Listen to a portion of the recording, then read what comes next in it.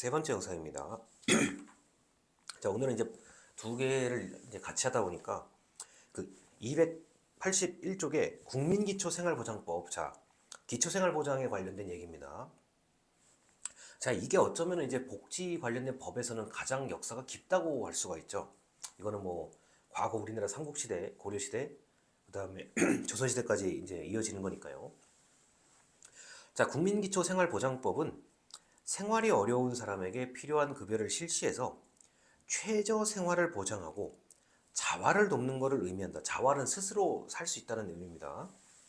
자, 그래서 기존의 생활보호법, 아주 예전에요. 생활보호법이라는 게 아주 예전에 있었어요.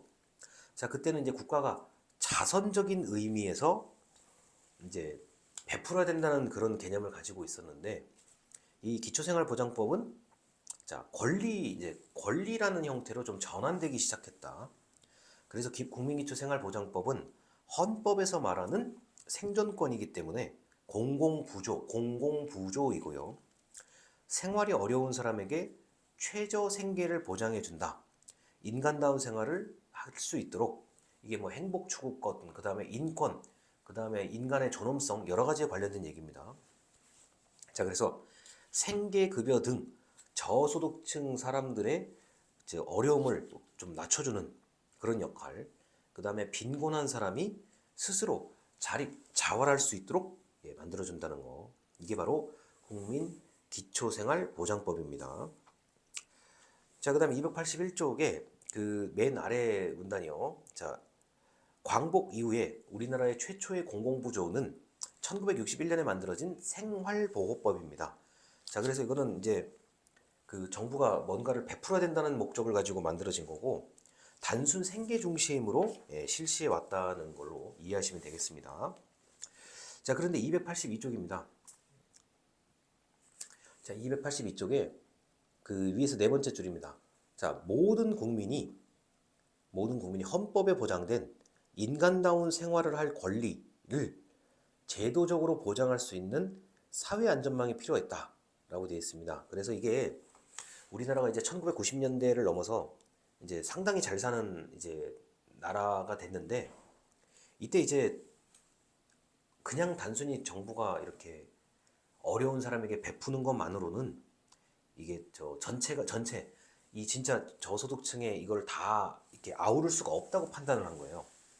그리고 이때 이제 또 자원봉사가 이제 또 좀 활성화되기 시작하면서 이제 어렵고 힘든 사람에게 베푸는 거는 자원봉사 쪽에서 이제 좀 이제 알게 모르게 담당을 하게 된 거고, 제도적으로는 이제 헌법을 기준으로 그 바탕으로 기초생활보장법에서 이제 다루기로 한 거죠. 그리고 이제 그 282쪽에 첫 번째 문단의 마지막 줄 보면은 1999년에 기초생활보장법이 제정이 되고, 자, 시범사업을 거쳐서 2000년도에 제도가 이제 완전히 시행이 되는데, 이때가 이제 그 외환위기 때잖아요. 외환위기를 극복하는 시점이기 때문에 국민생활기초보장법이 상당히 이제 그 잘 정착되게 된 겁니다.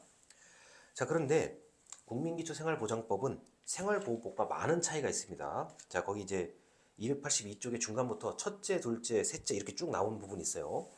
자, 첫째, 급여가 법적 권리의 성격을 가진다. 자, 그래서 이게 흔히 말하는 사회적 권리. 자, 복지가 사회적 권리가 되는 그 어떤 대표적인 사례가 그냥 국민기초 생활보장법입니다. 왜냐하면 과거에는 그냥 정부가 주면은 주는 대로, 뭐 이렇게 베푸면 베푸는 대로라고 생각을 했는데, 이 기초생활보장법은 일종의 이게 법적 권리로 이제 딱 그 제도화되기 시작한 거죠. 자, 그다음 둘째, 자, 대상자를 구분할 때, 자, 인구의 기준이 폐지가 되었다라고 돼 있는데, 뭐 나이 제한 같은 게 있었지만 이게 없어졌다.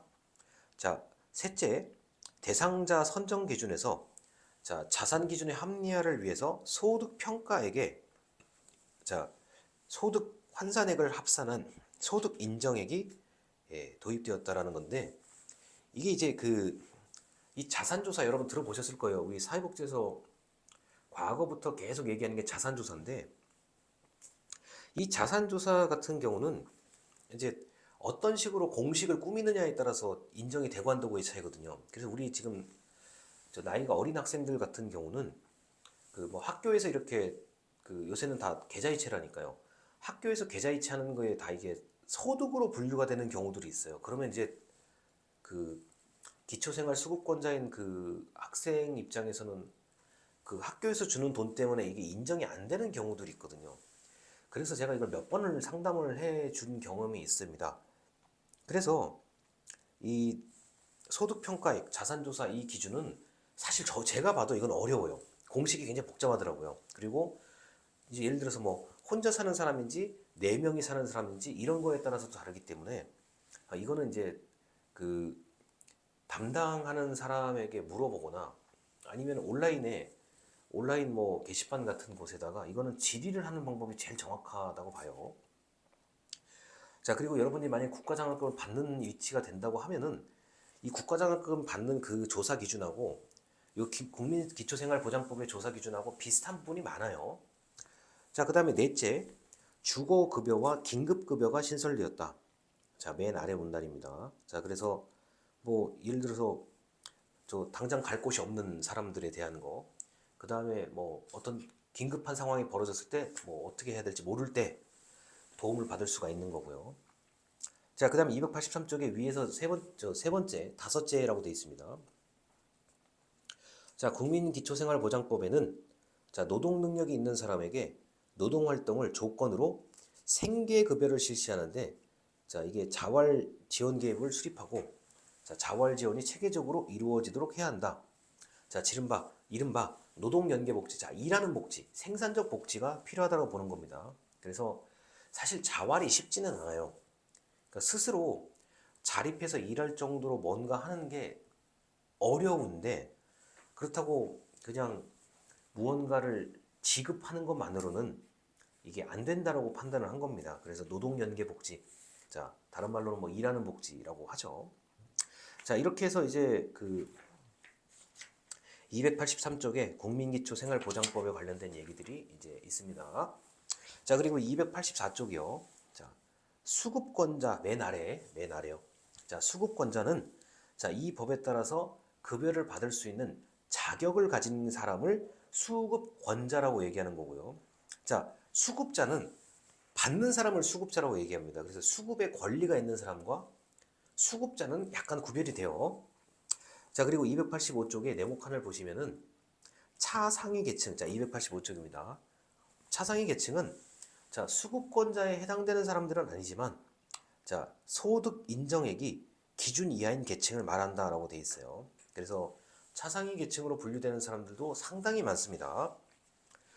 자, 이렇게 해서 우리 이 국민기초생활보장법 같은 경우는 뭐 상당히 세분화되어 있어요. 상당히 세분화되어 있는데 여기에 대한 얘기를 뭐 이제 뒤에 우리가 이제 뭐 그 중에서도 필요한 것만 골라서 볼 건데 지금 이 영상에서의 핵심은 그거예요. 처음에는 그냥 국가가 이렇게 베풀고 뭔가 어려운 사람에게 나눠준다는 개념에서 이게 이제 헌법을 바탕으로 하나의 권리, 아주 세부적인 권리가 되었다는 점이 가장 핵심이라고 할 수 있겠습니다.